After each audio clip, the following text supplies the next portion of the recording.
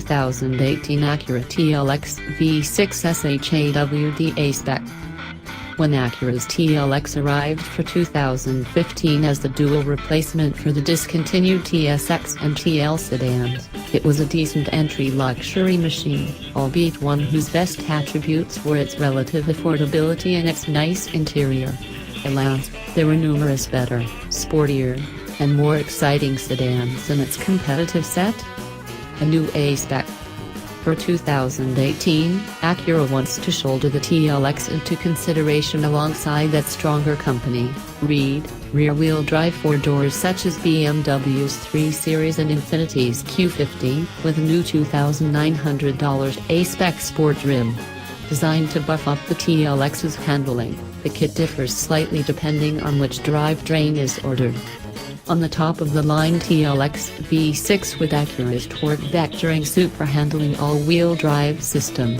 As tested here, the A-spec gains firmer dampers and springs, a larger diameter rear anti-roll bar, retuned electric power steering, and Michelin Primacy MXM4 tires in place of the regular model's taller sidewall Goodyear Eagle LS2 rubber.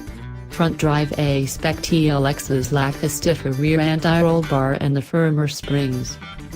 Every 2018 TLX adopts a sleek new 5-sided mesh grille, wave goodbye to the malign Acura beak look, along with new bumpers and headlight and taillight detailing.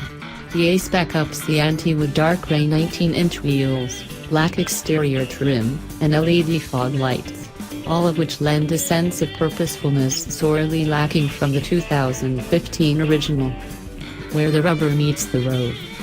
While the rest of the A-spec upgrades are worthy, the wider, lower-profile tires are the difference maker.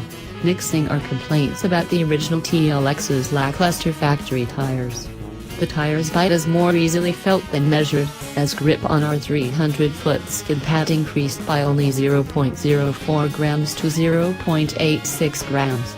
Yet combined with the retuned electric power steering they improve turn-in response significantly. The steering wheel now operates with a pleasant heft, even if it doesn't communicate anything about what the front tires are doing. Few modern cars do. The firmer suspension similarly adds just the right amount of starch to the TLX's moves without introducing any discomfort. These enhancements elevate the 6-cylinder, sh-awd TLX's sense of athleticism and tossability to the same level as the lighter, front-drive 4-cylinder TLX, previously our favorite version. This all-wheel drive model, however, can power out of corners like a scared cat. Bringing the most out of the sh-awd system requires that the driver chuck the TLX into a corner, point the nose at the exit, and mash the gas. The computers figure out how best to apportion engine torque among the front and rear axles and between the left and right rear wheels to power the sedan out of the corner with minimal understeer. The TLX still isn't class-leading in this regard, and that's also the case under its shapely new hood. There aren't any power increases for the A-spec or for the TLX lineup in general for 2018. The 290 horsepower V6 and carryover 9-speed automatic combined to send the all-wheel drive A-spec to 60 miles per hour, 0.1 second quicker than a non-A-spec V6 AWD TLX, and in the exact same 5.7 seconds as a front-wheel drive 2015 TLX V6. That is about a second behind other 6-cylinder sports sedans. At least the A-spec allows more of the V6's sweet intake noise into the cabin. The effect is semi-electronic, with Acura dialing back how much of the sound the active noise cancellation feature quells and using the tach to shape the noise. We'd love it if there were more exhaust notes mixed in, but for the first time the TLX accelerates with some figurative soul, if not more literal verve. We'd appreciate quicker moves from the transmission.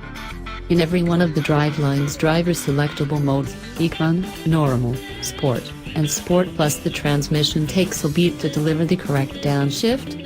Sport Plus merely masks this delay with zesty throttle blips and dramatic shifts when you brake hard and begin to turn the wheel, but the lowest gear it grabs still always feels one gear too high.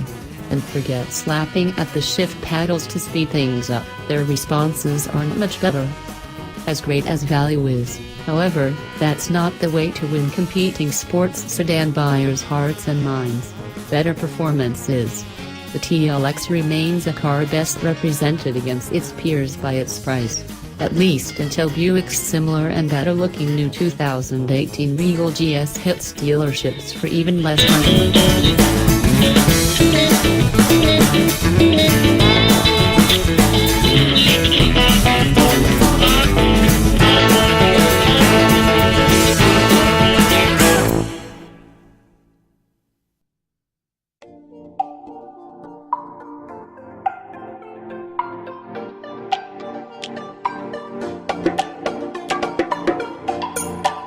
2019 Genesis G70.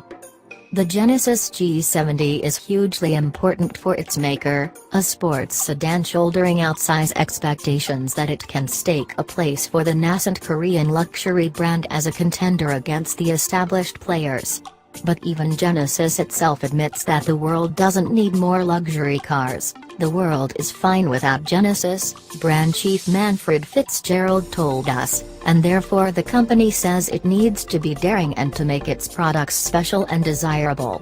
While the larger G80 and G90 already on sale are good, they don't break any new ground, and their genealogies include Hyundai-badged antecedents. The G70 line starts under Genesis, and that fact, along with its broader target audience, codifies its significance.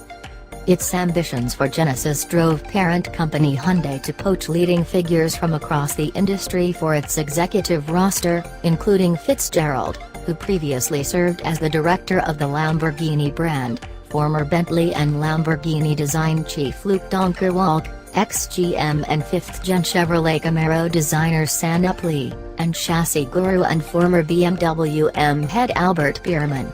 Their mission: make cars that are achingly beautiful and drive even better, a goalpost often raised by automakers but rarely cleared. The genesis of Genesis style. These photos show the Korea spec G70 in production form. In person, the G70 looks cleanly designed with few fussy details. We'd hardly call the car audacious, apart from that whole Korean rear-drive sports sedan aiming to punch Germany in the mouth thing. But this is merely the first vehicle in a line that increasingly will push the stylistic envelope. For example, we're told the GV80 SUV coming in 2019 will be even more daring than the fairly bold concept shown earlier this year. That concept's headlights point to the direction the brand is taking, with the parallel tube-like running lamps of the G70 serving as an iterative step leading to the thin LED specked strips of the GV80. Donkerwalk says all Genesis lamps eventually will be as thin and as bright as possible, and he's keen to abandon traditional lighting clusters, which he derides as aquariums filled with shit. Eventually, things will get more adventurous, as Genesis vehicles develop radical light signatures that streak from the headlights, across the fenders, and toward the leading edges of the doors. Where the people go. Inside the G70 is a driver-oriented cockpit with a sensible layout. There's a central control knob behind the shift lever to control the chassis modes, and a symmetrical center stack is topped by a de rigueur, bezel-less tablet-style touchscreen. A row of toggles below the display houses redundant controls for various infotainment functions, and a nicely sculpted steering wheel sits in front of analog gauges split by a higher-ease screen. Apple CarPlay and Android Auto are standard. The genesis of sportiness. The US market G70 will offer a pair of engines, a turbocharged 2.0-liter inline-4 rated for 252 horsepower and 260 pounds-to-foot of torque, and a twin-turbocharged 3.3-liter V6 good for a stout 365 horsepower and 376 pounds-to-foot. Outputs are approximate. Exact US market specs won't be finalized until early next year, ahead of a March or April on-sale date as a 2019 model. Both will be available with rear or all-wheel drive, and all models also get a limited-slip rear differential as standard. The same Hyundai-designed 8-speed automatic from the G80 is standard across the board, albeit with specific programming, although the US may also get a special treat in a first-year-only 2.0T with a manual transmission. If that happens, credit Genesis's US arm, which we're told requested the combo, when paired with the 3.3T and put into sport mode. The all-wheel drive system is said to be more reluctant to shift torque from the rear in the interest of driving fun. Says Bierman of this behavior, "It probably wouldn't be in the car without me. Because 1, 2, or 3 aren't enough anymore." The G70 will have 5 chassis modes: Smart, Auto, Normal, Custom, Eco, and Sport. These affect steering weight and response, throttle calibration, engine note, and automatic shift points on all cars, all-wheel drive behavior on those models, and damper firmness on 3.3TS, which have an adjustable suspension. These dampers might be optional on the 2.0T. Just the beginning? One of the Genesis brand's largest challenges is its lack of heritage, although that doesn't matter much to Koreans, who prefer new things to be completely fresh in every aspect, including vehicle styling not only across generations, but also within a current lineup.